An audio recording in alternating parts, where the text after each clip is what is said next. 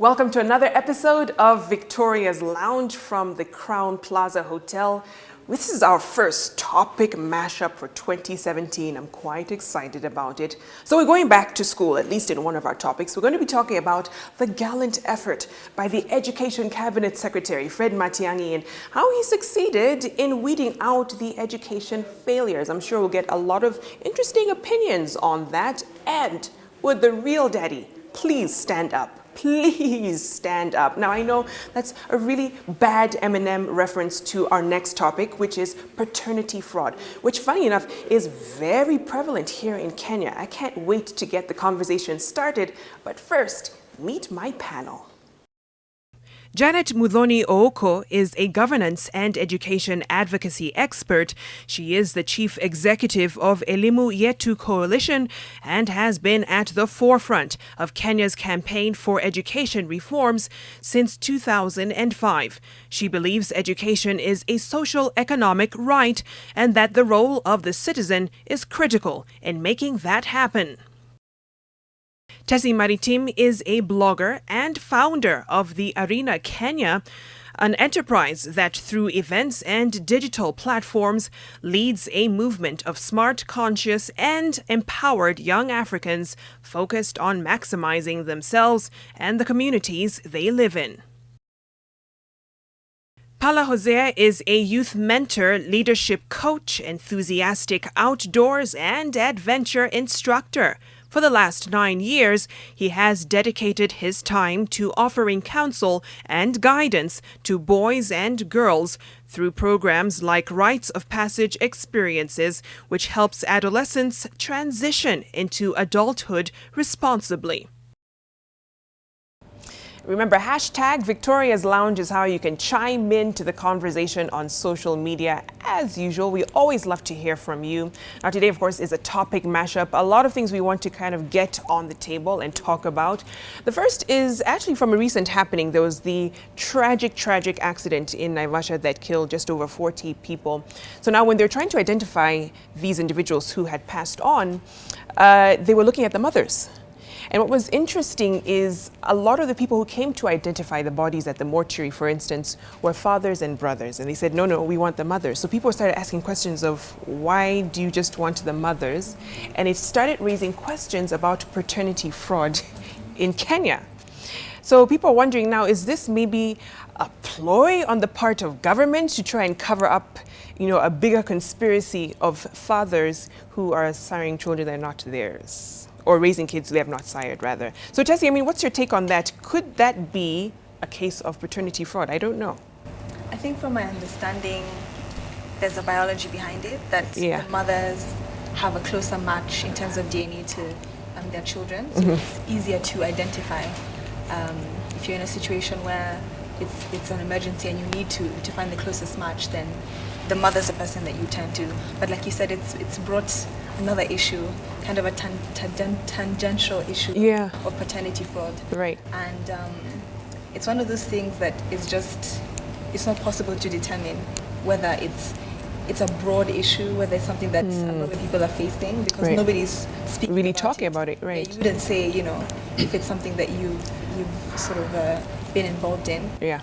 But I think that it also raises the issue of whether fatherhood and biology are really always necessarily together. Do you need to necessarily have a biological relationship with your child to be, a good father? Yeah. We know that there are so many parents who parent their children and are not biologically related. Right. And simultaneously, there are also people who have the biological relationship but don't, play the role of a parent. So I think, paternity, being a parent really is one of those issues that's not necessarily to do with biology. So, Paula, do you agree with that paternity shouldn't hold that much weight in how a man should parent children or that connection as a father? Because of course it would be a hit on a man's ego. True that. I agree that it's important for one to know their father. Like, it was very interesting seeing that the people who went was it Cherono? It's uncles and fathers and cousins, and the government saying that no, we need mothers here. kind of put the fathers at a place where they're asking, is it that we are going to find out something we haven't known for a long time? I think it is important for a child to know who their dad is. There's just a great feeling at knowing that's my father. Whoever they turn out to be, I think it's just important that one knows their father and have a relationship with that particular person. When it comes to this whole issue of whether we should take paternity tests, it kind of puts you in a place of you're thinking it has something to do with the trust. Sometimes people want to take it because trust has been breached. Okay, so when trust is breached, then you want to take your paternity test.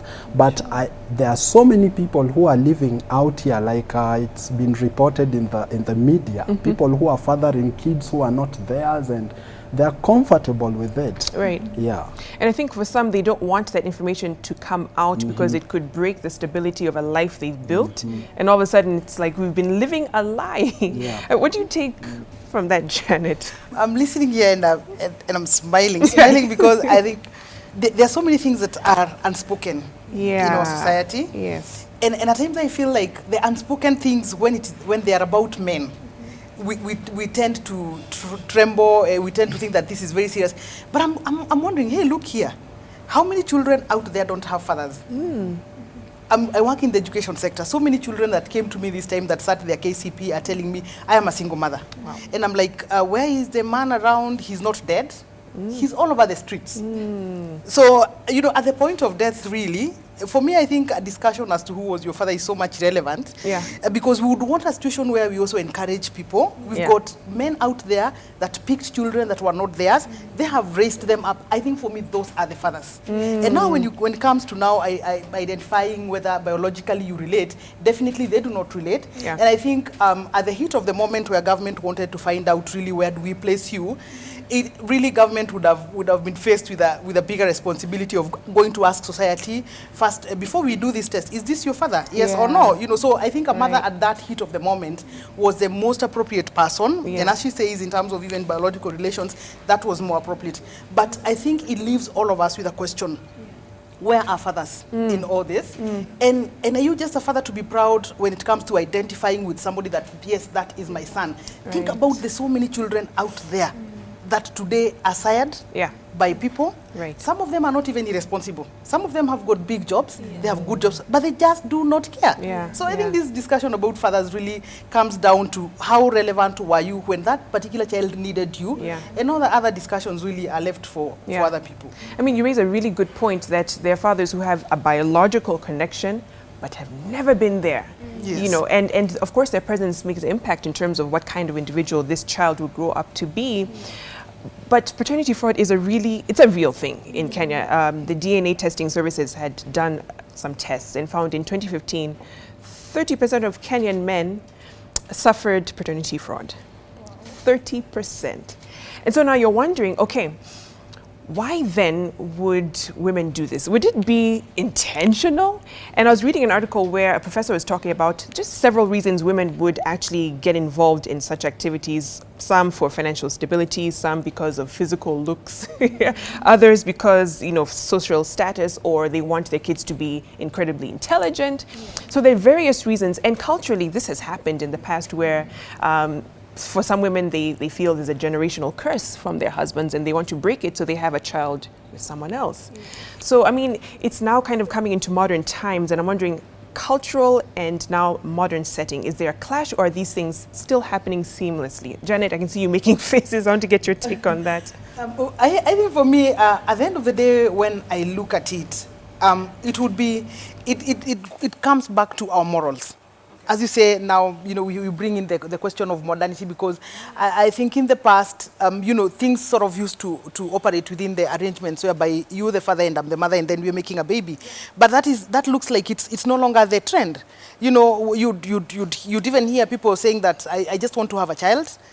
So that's it. You know, so, and I think for me, it's fair to judge issues as and at how, you know, based on case by case basis, and even based on the context.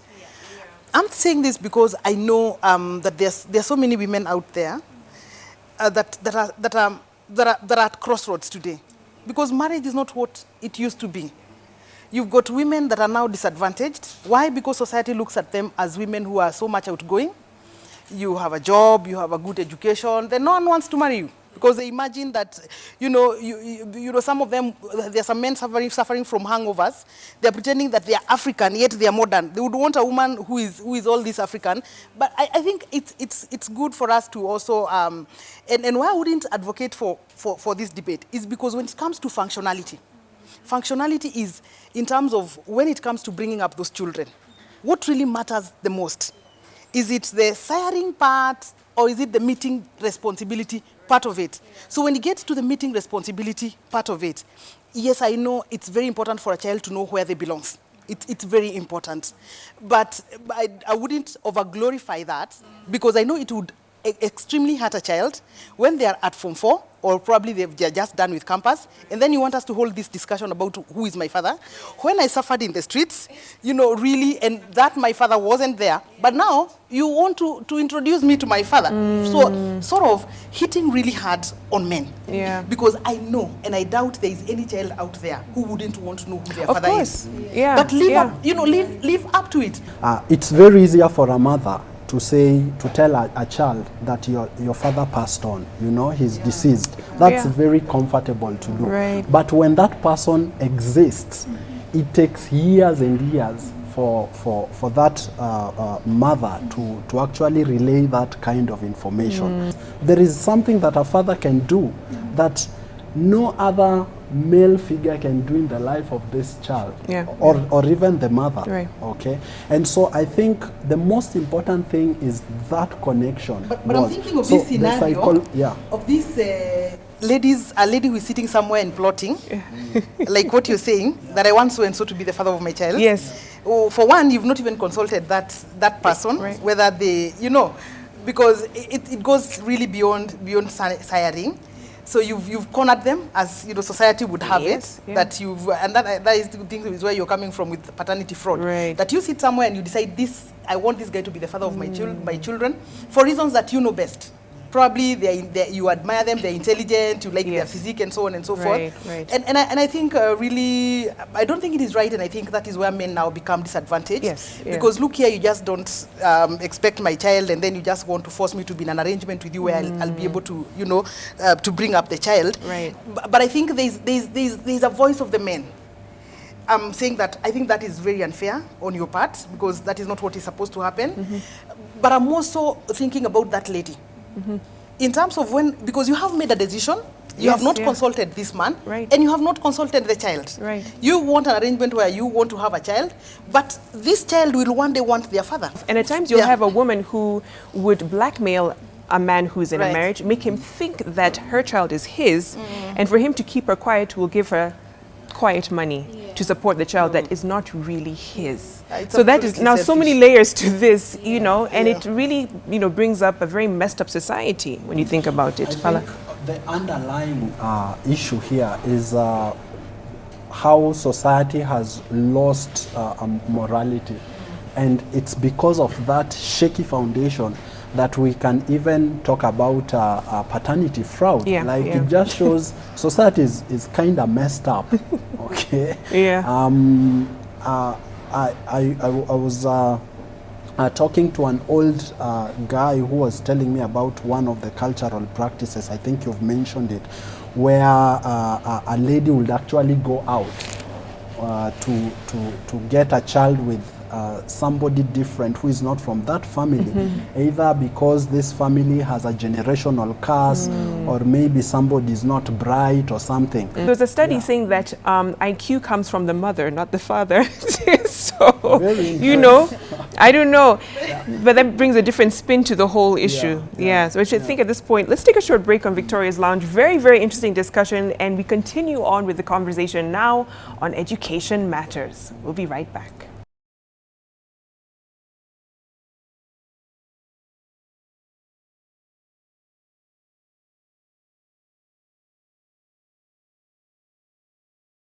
Welcome back. You're watching Victoria's Lounge from the Crown Plaza Hotel. Now let's talk about education. Towards the end of last year, we got a rude shock, I must say, when the KCSE results came out.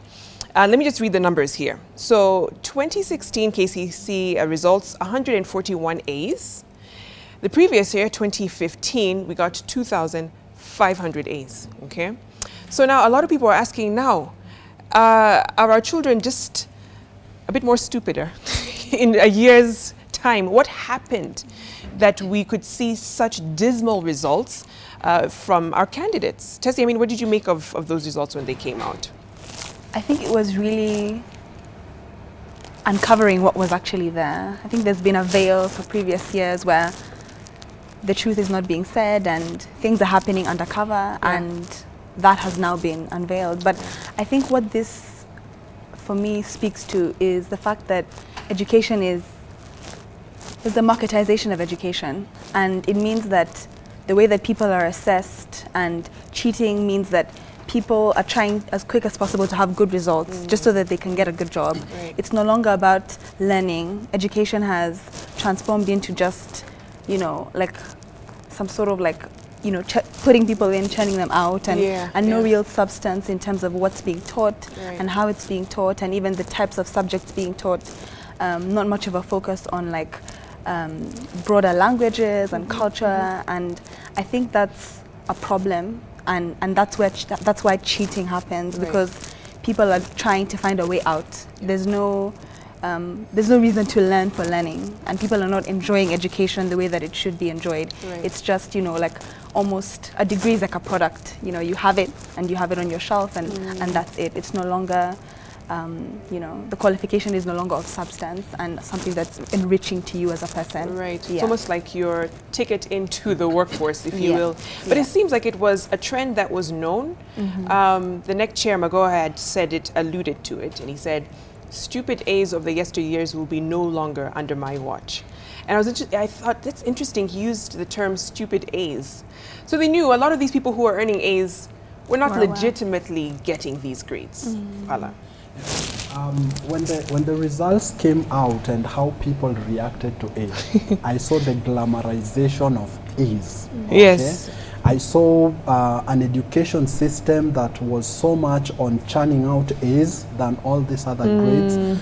I saw an education system that was so much academic oriented than building skills and developing people. Actually, it revealed that we are operating on a deficit model of young people development. Okay, because the deficit model of young people development says fix those children.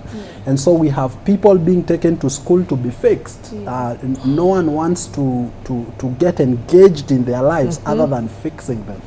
But I think we need to, Matiang'i is kind of trying to change the narrative and say, this time round, it's not, we don't want to glamorize those A's, okay?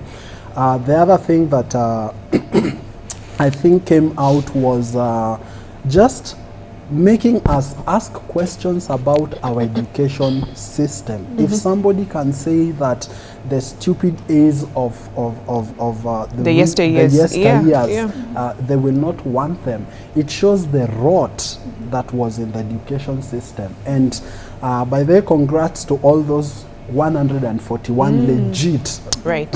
Legit, now we can say. Yeah, as far as Matiang'i's reforms are concerned, okay? Yes. Yeah, I mean, Janet, the thing we can't run away from is corruption. It has been there. It has been entrenched in the system. And people always talk about these cartels that have helped this system keep going. You know the education system quite well. Who are in these cartels? Who are fueling these groups to do this? Well, I think it has really been a very big shame for all of us as Kenyans, because clearly there is nothing new Matiang'i is doing. You can just call him maybe the normal Kenyan among all of us. Because all of us are abnormal, because the moment he starts doing the right thing, all of us start criticizing. because we are so much used to doing things the wrong way, until now that wrong way has become like the way of life. But it's a very big shame, and I can only liken it to what happens on our roads, because that's the example that most people will relate. You're traveling in this 14-seater matatu, and then you get to a place where there's a roadblock. Then there are police, about 4 or 5 of them. Then they will not even inspect the vehicle because they don't care so much about the vehicle and its take and everything else. The conductor alights, goes and has a chat with the police, exchange 100 shillings or 50 shillings, and then all of us are let to go. So these police are more interested in the 50 shillings than they are interested in the lives of the 14 of us that are inside this matatu. Shamelessly, the 14 of us, all of us are quiet. And we're just throwing complaints that amechukua tu pesa na kaenda, but we don't do anything about it. A few meters later, then there's an accident involved because either your vehicle was faulty, the driver was speeding, didn't even have a speed governor, and all of us lose our lives there. Too bad, because in education sector, maybe it is not life and death, but the death comes later. Think about all the doctors that our system has shunned out, all these fake A's. They go towards handling very, sensitive, areas of our economy, and that is the kind of death that we can talk about. But all of us have been quiet. All of us have been silent. Parents have been paying money to buy exams. And these are issues that have been all over the place in public domain. There's some schools that actually burnt dormitories and classes. Why? Because there was no money now to buy the examination, or there was no light at the end of the tunnel that we don't really think that this time we shall be able to buy the examinations. Never mind, the parents had already paid the money. So I think we can no longer talk about a cartel, because when people talk about a cartel, they are quickly thinking about the heads of the institutions. But there is no head of an institution that ever removed their salary to go and buy those examinations. They were funded by the parents. So all of us are in this together. Think about the Ministry of Education officials, because the only person new in the ministry are 2 people. It is Magoha and the CS, Matiang'i. Himself, all these other people have been there. There is no brand new document that Matiang'i has come with. All those documents have been sitting in there. So I think it's a collective shame of all of us. People that have no business with transforming the lives of children. Their only business is earning money and going back home. It's really a big shame. That's not how things should be done, because we've said this several times. It's not about us. There are very few likelihoods that I'll become a millionaire. But it's the life of that child. You have been given a job to monitor the implementation of education policy. You're sitting there with a big car and a fat salary, but you won't do that. What you will do, you'll collect money from principals of schools, so that then they can be able to circumvent those policies. I don't think that is working. And to sort of really mainstream this within the Ministry of Education, would want some sort of accountability. Let people answer hard questions. I mean, why all this mess for all this time? How about the lives of people? Not even the lives of people, because somebody is now, I hear, I see on WhatsApp, people bragging, hey, I thank God my A was for last year, so I am not sure they're likely to call it back. You see that? But think about the damage, of course, beyond that. Think about the people that we have not been able to channel, because what happens is there has been no teaching happening. People were not teaching and learners were not learning, because they know, after all, we are going to buy exams. I once funded a guy, I was educating a guy who told me at some point, at Form 4, madam, you don't need to worry. You'll only buy for me a phone. My goodness. Because we will use the phone to get the result. And I told him, my friend, you're in for a very rude shock. Because I would do no such thing. So I think it's really a bigger discussion of all of us. What is your role? What are you doing? As a parent especially, because we say parents are in their millions. They would say that they're taken advantage of by teachers, but teachers are a few hundreds of thousands, but parents are in their millions. And this goes on to all other sectors of our economy. Think about the middle class people that pay a lot of tax to government, but they have left the schools. They pay tax. That tax is used to pay the teachers, used to develop infrastructure, used to buy books, but they leave the public schools because of mismanagement, and they go and pay money in private institutions. So aren't we being defrauded by government? But we will not talk because we are quiet. I mean, and you're raising a very important issue in terms of a flawed system in the administrative part of education, but there's also now in the classrooms, the education system and how we teach our kids. I mean, Tessy, you've studied abroad and have had experience there as well. Where would you say the gaps are in our local education system? I think I haven't studied primary, secondary, tertiary education in Kenya extensively, so I don't want to give too much of take what I say with a pinch of salt. So because it's just a personal experience, but I think from what I've seen, there's a lot more focus on developing people all-roundedly, as opposed to just particularly to pass a class or just to get the grade or the qualification. There's a holistic aspect to the way that people are taught. There's also a broader range of opportunities to learn.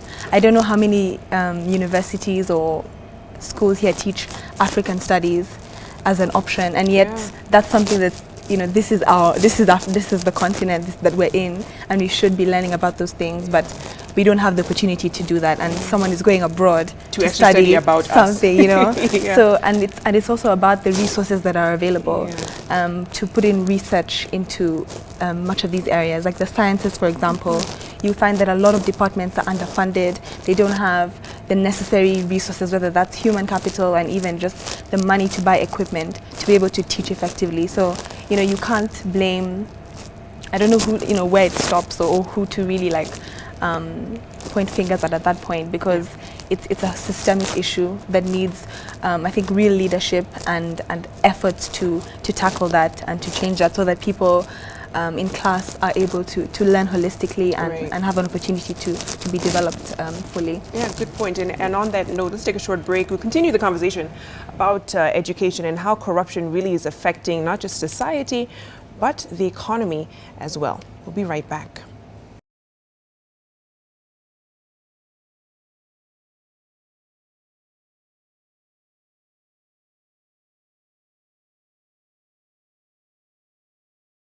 Welcome back. You're watching Victoria's Lounge. Now, Paula, during the break, we're talking about how so much emphasis has been put on grades or that piece of paper that we forget about anything else that has to do with what makes an individual entirely. So do you feel we're just so bent and so obsessed with what's on that piece of paper as opposed to who are you and what can you bring? Yeah, I think it's true that we are obsessed with what's on the piece of paper, because your grade, the one that's final on your KCSE or KCP certificate, sort of kind of defines who you are. Yeah. And that's, the education system has put it that way.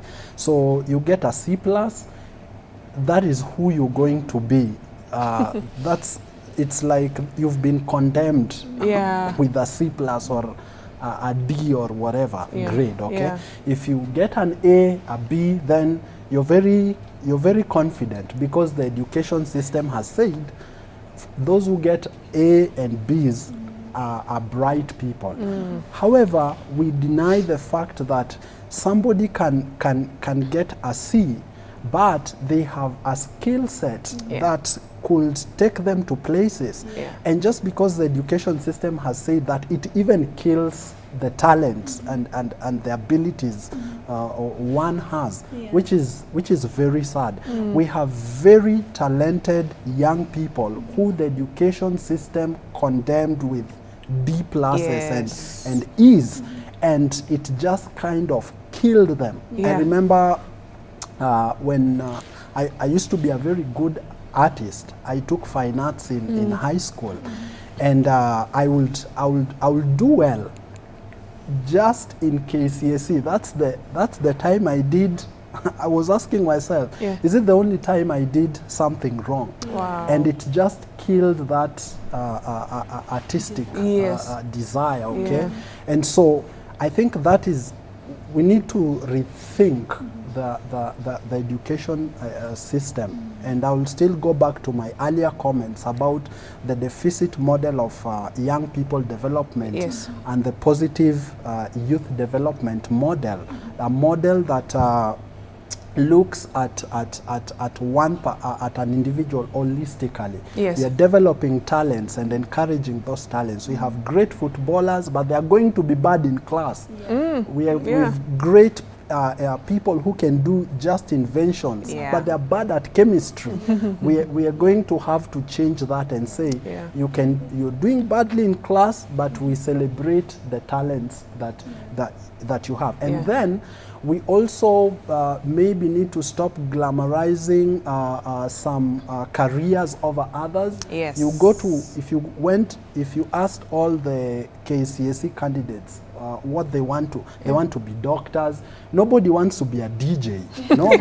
Nobody wants to be a comedian. But we are seeing people excelling at being DJs. We are seeing people excelling at being comedians. Okay, so we need to kind of also stop glamorizing some careers at the expense of others. Okay. Maybe the other thing that I'm also thinking about is that when I was in high school, there were about 7 universities. Right now, there are about 45 plus, and so many private universities, okay? And so what that has done is that everybody wants to go to the university, the universities. The polytechnics are dying. The technical institutions are dying. Okay. So what if people who are in advocacy, like Janet here, can come up with policies that can strengthen the polytechnics and technical institutions, and then I've also seen Matiang'i starting to question some universities. And let's have policies that regulate those universities, so that it's worth it going to the university and you also enjoying being in a technical or polytechnic. Right. Yeah. And there's no shame the fact that you didn't get, because someone was explaining it like after 12 years it's that lottery, that if you do not get this desirable grade, it is over for you. And you can imagine how many hundreds of thousands students, when you think about it, their lives are totally done. And like you said, the polytechnics cannot absorb them because they're not there. So what are they to do exactly? I mean, Janet, you're in advocacy and policy making. What is the solution? Do we scrap tests like KCP and KCSE? What is the solution to something like this? I think much as government has got a key role to play here, I think as the consumers of these grades also have got a big problem. Part of all this pressure comes from the parents themselves. And I think that parents need to know that it's just not important to have an A if you can't do anything else in life. Right. Apart from reading. Life is not just about reading. It's everything else except reading. You need to know how to manage yourself, you need to have people skills, you need to know to have life skills, and so on and so forth. I would really, and I've said this several times, I would really not want my daughter to get an A. I would rather she gets a C+, but then she can do everything else. I would really rather. Because parents only need to look out there and see some of the graduates that are out here. So you're all this brilliant person, but you can't control your drug use. So what are you? You know? That tells me that there is so much that education did not do in you. And I was thinking about what the Barack Obama was saying the other day about his daughters. And I didn't hear anything about classwork. No. He just praised them for being these kind women, hospitable, virtuous. And I think that is what our society does not want out of our children. The only thing, if you meet people, I'm meeting people, and if you hear anyone, their child sat for the exams, they're like, oh, what grade did they get? We are so much interested in the grade. So there's a mind shift that needs to happen about the parents. But I think that mind shift has to be driven by an economy that accepts these other alternative grades or lower grades, for example. Because I think this is driven, the craze for an A is because if you do medicine, you're likely to get a job. Of course. If you do engineering, you're likely to, if you do law, you're likely to. But you see, if you get something like a C, and then there is all these technical, colleges that are well resourced, and then after you graduate from that technical college, there are opportunities for you. And what parents need to know now is that there are more opportunities in the middle level than there are for the graduates. Oh, no, absolutely. And that is how come you'll find somebody with all these miserable master's degrees, but they're overqualified. They're looking. I meet people who tell me, I did my master's, but I want any job. What do you mean by any job? Any job, even if it's cooking tea. That tells you there's a problem with that master's degree. There's a very big problem with that. I think it's also the approach we take to education. Is it to enhance you as an individual? Or like you said, Tessy, it was just that piece of paper that I have hanging somewhere. It's just forgetting a job. So government and the consumers, all of us, have got a responsibility to pray. Let government expand the economy to accommodate all these other people. Let government brand, because at the end of the day, the buck stops with the government. Let government brand. And I like what the CS is doing. One person one day joked that if you come from Lenana school, you know, you were in high school in Lenana school, and then you called to some of these over-glorified universities that look like high schools, you're likely to commit suicide. Oh God. Because where are you coming from, going to where? It looks like a nursery school, and you are in Lenana school. So it doesn't make sense. Right. And that is the reality that we as Kenyans need to tell ourselves. I don't think in life we needed all those universities that we have. So we need to have a discussion. Where do we take them? Yeah. So we have an opportunity now to make all of them, you know, institutions that can now groom these other people that probably have C or C+. And even when I was at the university, when I finished my Form 4, I was called for a very miserable course at the university. I remember telling my father, I don't want to go to the university to do that course. Why? Because I don't understand this joint admission board, why they would call me for something that I didn't even do. I didn't do home science in high school. So why would somebody call me to go and do home science? Right. So I was very comfortable going to Kenya Polytechnic to do something that would be relevant to me. But where is that Kenya Poly today? It is a university. No, very true. And Tessy, It's as a we wrap university. up, I'd like to get your take on that, because we're also coming up with the generation, millennials, who are much more open-minded. They don't mind not taking the conventional road. So I guess encouraging them to monetize or to scale their gifts, if they're creative, a skill that they're good at, to actually make money and create jobs. Because at the end of the day, the way you contribute is actually now creating jobs. Yes.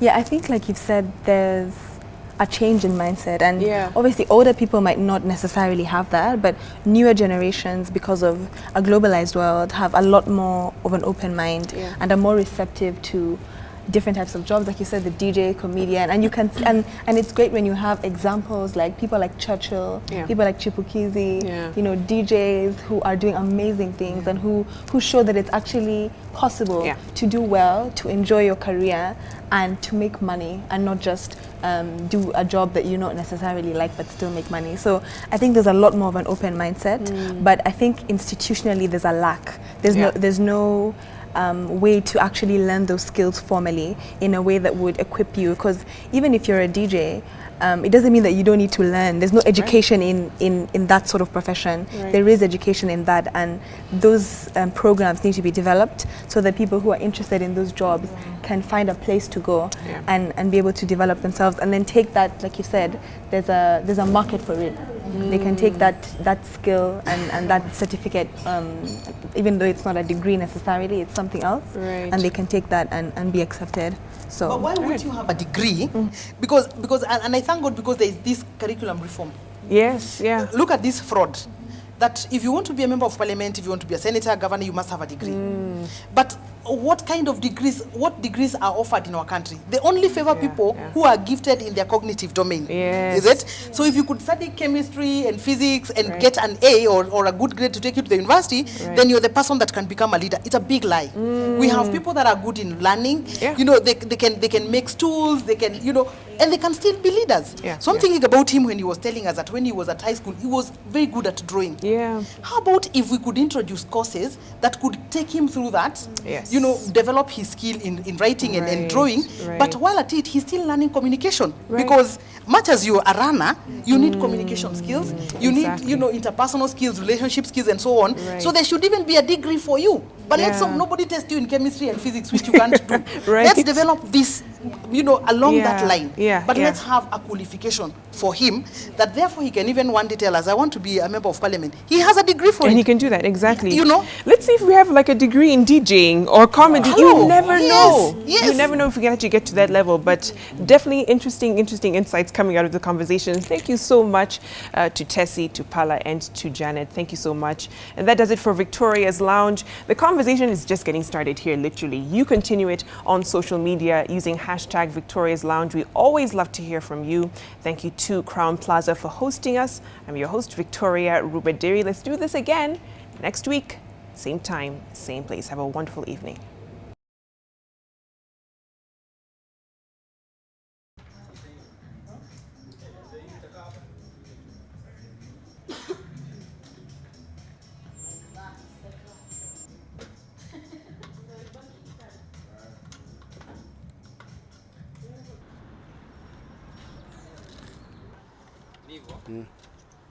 Sawa, kete.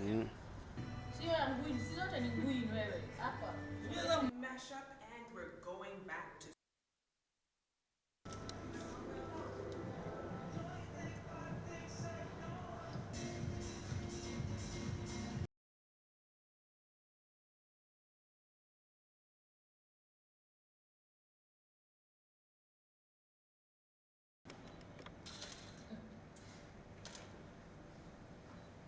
yeah, we put the crew as well. Tourist lounge brought to you by.